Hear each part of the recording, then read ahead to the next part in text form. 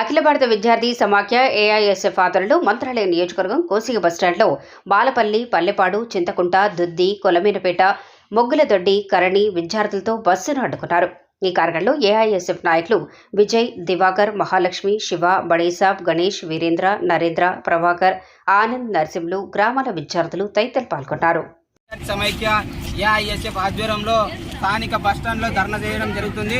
ఈ ధర్నా ముఖ్య ఉద్దేశం ఏంటంటే విద్యార్థులకు అనేక అవస్థలు పడుతూ విద్యార్థులు ఉదయం సాయంత్రం ఇళ్లకు వెళ్తున్నారు.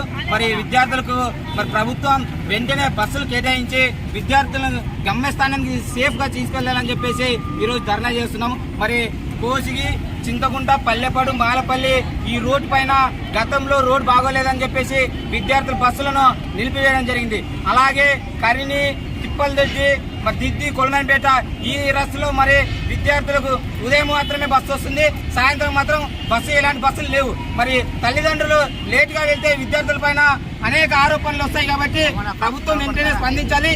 డిఎం గారు స్పందించి విద్యార్థులకు తక్షణమే బస్సులు ఏర్పాటు చేయాలని చెప్పేసి అఖిల భారత విద్యార్థి సమైక్య ఏఐఎస్ఎఫ్ డిమాండ్ చేస్తూ, లేని పక్షంలో పెద్ద ఎత్తున డిపోను ముట్టడిస్తామని చెప్పేసి ఈ సభాముఖంగా తెలియజేస్తూ, నా పేరు ఈరేష్, ఏఐఎస్ఎఫ్ జిల్లా సహాయ కార్యదర్శి.